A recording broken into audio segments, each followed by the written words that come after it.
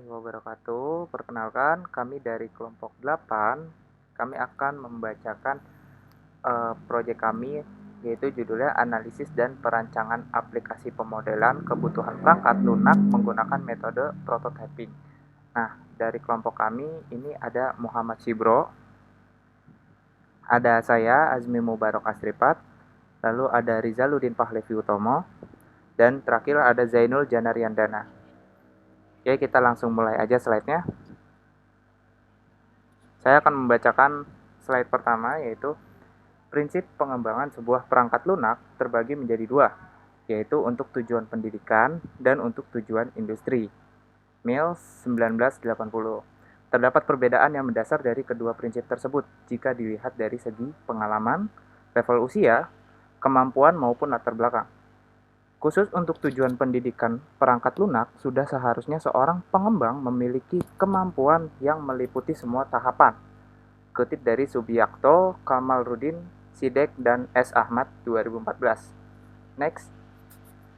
Dalam dunia pendidikan, perangkat lunak terdapat beberapa tahapan pengembangan yang lebih dikenal dengan istilah SDLC atau Software Development Life Cycle, yang mencakup tahap perencanaan, analisis, perancangan, dan implementasi.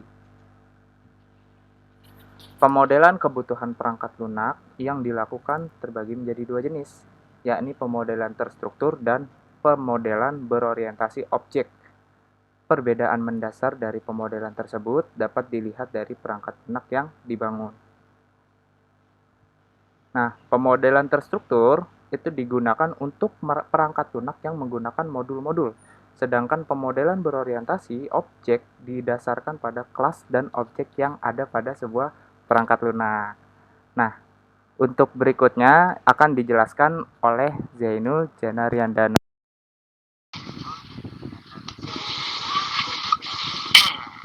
Baiklah, terima kasih saudara Haji. Baiklah, di sini saya akan menjelaskan DVD. Itu data flow diagram untuk menggambarkan proses dan ERD-nya. Entity Regression Diagram untuk menggambarkan relasi datanya, maka untuk pemodelan berorientasi objek menggunakan pemodelan UML. Di sini kita, baiklah. Dalam UML terdapat beberapa diagram yang familiar, yaitu ada 4. Yang pertama adalah use case diagram, selanjutnya adalah class diagram, selanjutnya adalah activity diagram, dan sequence diagram. Oke, next. Baik, selanjutnya adalah metode pengembangan sistem yang digunakan dalam penelitian ini adalah metode prototyping. Menggunakan metode ini didasarkan pada keuntungan dalam mendapatkan umpan balik yang cepat dari customer.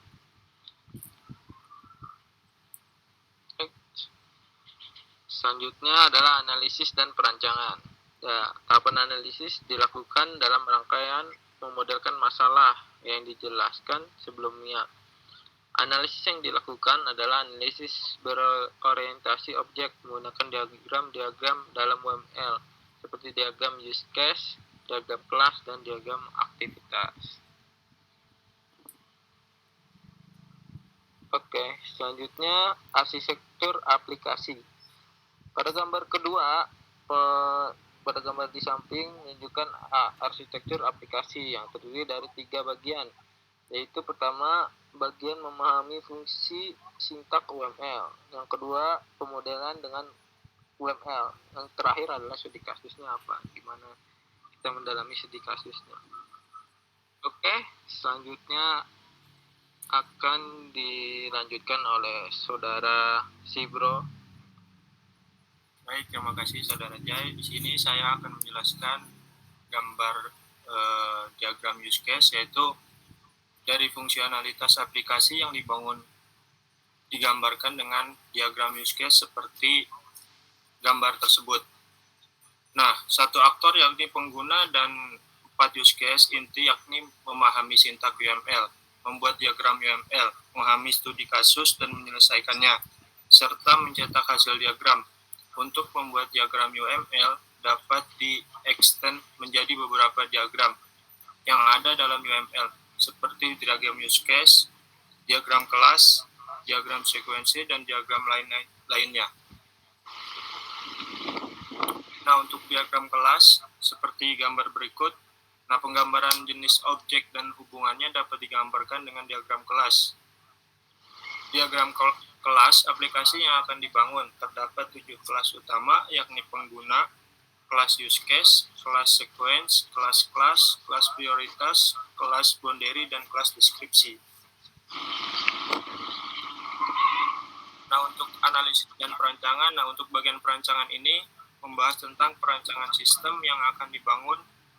Perancangannya lebih menekankan kepada perancangan antarmuka aplikasi. Nah, dalam perancangan halaman beranda seperti gambar berikut, yaitu menunjukkan halaman deskripsi tentang diagram UML, lengkapnya dengan simbolis dan penjelasan fungsi sintaknya.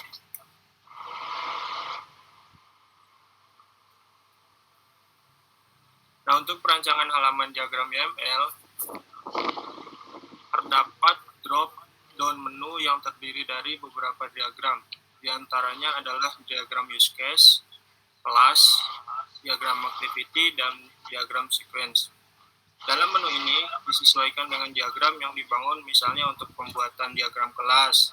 Maka pada bagian input, pengguna akan muncul simbol-simbol diagram yang akan digunakan untuk di-drag dan drop ke dalam area kerja sehingga di dalam diagram yang diinginkan.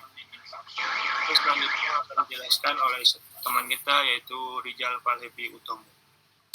Terima kasih saudara Sindro. Baik, saya akan melanjutkan dari sampai yaitu pada beranda studi kasus. Gambar ini menunjukkan perancangan antarmuka halaman studi kasus. Pada halaman ini ditunjukkan pada sebuah studi kasus sehingga menuntun pengguna untuk dapat bekerja menggunakan aplikasi. Terdapat area untuk melakukan drag dan drop, simbol-simbol disesuaikan dengan diagram yang telah terbangun. Oke, saja kesimpulan pengembangan perangkat lunak meliputi beberapa tahapan pengembangan seperti perancangan, analisis, perencanaan, analisis, lalu ke perancangan, implementasi, pengujian, dan pemeliharaan.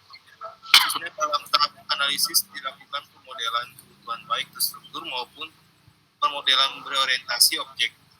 UML telah menjadi standar de facto dalam pemodelan kebutuhan berorientasi objek. Kerumitan dan relatif mahalnya sebuah aplikasi menyebabkan kebingungan dalam diri seorang analis, khususnya analis pemula. Dalam dunia pendidikan, jarang sekali tersedia aplikasi khusus yang ditujukan untuk dunia pendidikan, khususnya pengajaran. Dalam penelitian ini telah dianalisis dan dirancang sebuah aplikasi pemodelan kebutuhan perangkat lunak berorientasi objek. Yang berikutnya adalah melakukan implementasi pembangunan aplikasi sesuai dengan analisis dan perancangan yang telah dilakukan. Mungkin itu saja yang bisa disampaikan oleh kelompok kami. Kurang lebihnya mohon maaf. Terima kasih. Assalamualaikum warahmatullahi wabarakatuh.